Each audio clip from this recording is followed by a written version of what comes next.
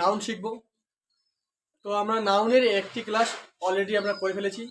তো অবশ্যই তোমরা চ্যানেলে গিয়ে প্লে লিস্টে গিয়ে তোমরা দেখে নেবে যে নাউন ক্লাস 1। তো আজকে আমরা ক্লাস 2 করব। আগের ভিডিওতে করেছিলাম যে kind of noun, gender of noun জেনেছিলাম, নাম্বার অফ নাউন জেনেছিলাম।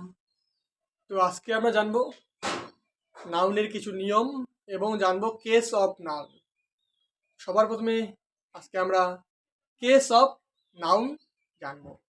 তো অবশ্যই তোমরা যারা প্রথম দেখতেছো তারাও এই ভিডিওটাকে শেষ পর্যন্ত দেখবে। তো আজকে আমরা শিখবো নাউনের অর্থাৎ কেস অফ নাউন সম্পর্কে জানবো। তো অবশ্যই তোমরা আগের ভিডিওতে দেখে নেবে যে নাউন বলতে কি বোঝায়। নাউন ইকুয়াল টু নেম, অর্থাৎ নাউনই হচ্ছে নাম আর নামই হচ্ছে নাউন। জানবো কেস অফ নাউন, আগে দেখে নিই। তো প্রথম কেসটা যদি আমরা দেখি, তো সাবজেক্টিভ কেস বা নমিনেটিভ কেস। এই সাবজেক্টিভ কেস বা নমিনেটিভ কেস বলতে কি বোঝায়? যখন নাউন যখন একটা সেন্টেন্সে সাবজেক্ট রূপে ব্যবহৃত হয় তখন বলবো সাবজেক্টিভ কেস বা নমিনেটিভ কেস। আমরা এক্সাম্পল দেখে নিই যে বরুণ ইজ মাই ব্রাদার। বরুণটা হচ্ছে কি এখানে সাবজেক্ট রূপে ব্যবহৃত হয়েছে। এরপর আমরা পরের যে কেসটা আমরা দেখে নিই। পরের কেসটা দেখবো আমরা যে অবজেক্টিভ বা অ্যাকিউজেটিভ কেস। এই অবজেক্টিভ কেস বলতে কি বলা হয়? দেখো আমরা এখানে লিখছি যে নাউন যখন, অর্থাৎ নাউন যখন অবজেক্ট রূপে ব্যবহৃত হয় একটা সেন্টেন্সে তখন বলা হয় অবজেক্টিভ কেস বা অ্যাকিউজেটিভ কেস। যেমন এখানে বলেন, দেখো এখানে যে হু ব্রট দিস বাইক, বাইকটি কে কিনেছিল?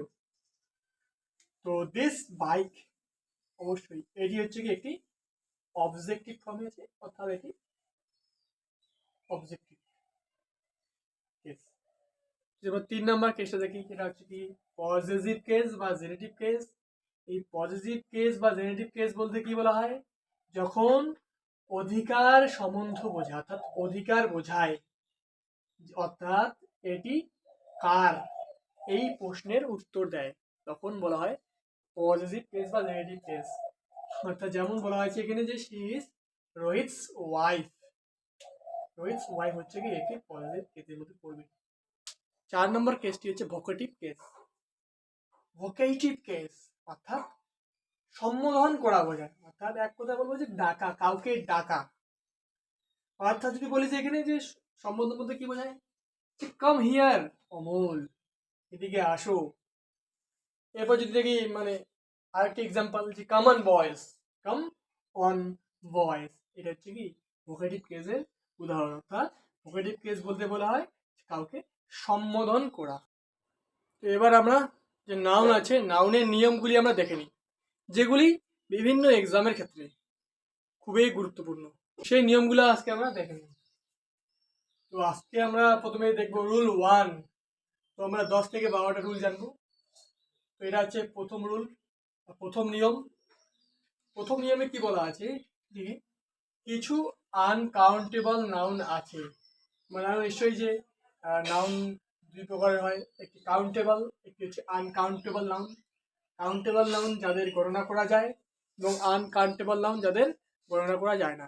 এই আনকাউন্টেবল নাউন বোঝাচ্ছে কিছু আনকাউন্টেবল নাউন আছে যাদের সামনে বা যাদের সাথে ইনডিফাইনাইট আর্টিকেল অর্থাৎ এ এবং অ্যান ব্যবহার করা যাবে না, এবং এই নাউনগুলির সাথে এস ব্যবহার করা যাবে না, অর্থাৎ নাউনগুলির শেষে এস যুক্ত করা যাবে না, এবং মেনি এর পরিবর্তে সাম এবং মাস ব্যবহার করতে হবে।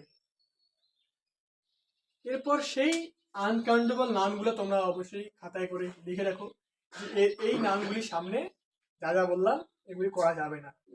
নাউনগুলি হচ্ছে কি, প্রথমে যেটা আছে অ্যাডভাইস দেওয়া আছে, অ্যাডভাইস তারপর রয়েছে ইনফরমেশন রয়েছে, অর্থাৎ অ্যাডভাইস তোমরা জানো অবশ্যই, উপদেশ, ইনফরমেশন রয়েছে, হ্যাঁ, তথ্য, হেয়ার, লাগেজ রয়েছে, ব্যাগেজ রয়েছে, বিজনেস রয়েছে, ওয়ার্কস রয়েছে, ওয়ার্ড রয়েছে, মিসসিভ রয়েছে, ব্রেক, সিনারি, অ্যাবিউস, ভ্যাকেশন,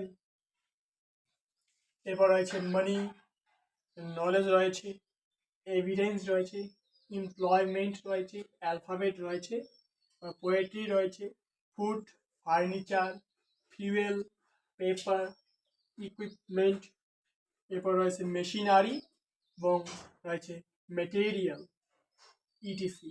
অর্থাৎ এই নাউনগুলির সামনে, আরেকবার বলে দিই, এই নাউনগুলির সামনে কখনো ইনডেফিনিট আর্টিকেল অর্থাৎ এবং অ্যান ব্যবহার করা যাবে না।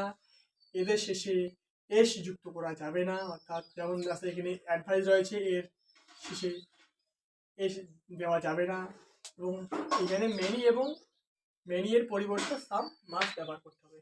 তো এরপর আমরা দুই একটা এক্সাম্পল অর্থাৎ উদাহরণ দেখে নিই, এক্সাম্পলগুলো দেখে নিই। তো প্রথম এক্সাম্পল দেখি, he gave me an information. Information লেখা আছে, দেখো এখানে কি বললাম যে ইনফরমেশনের সামনে কখনো ইনডেফিনিট আর্টিকেল বসবে না, তো অ্যান এখানে বসবে না। তো ঠিক দেখো, ইনফরমেশনে এস যুক্ত করা আছে, এই এসটাও এখানে ইউজ করা যাবে না। দুই নম্বর যদি দেখি উদাহরণ, যে you should true to your words, এখানে দেখো তো কি ভুল আছে, অবশ্যই যে ওয়ার্ডের শেষে অবশ্যই এস যুক্ত করা যাবে না, এখানে এসটা হবে না। এরপর যদি আমরা দেখি 3 নম্বর এক্সাম্পলটা, যে he was punished for committing many mistakes.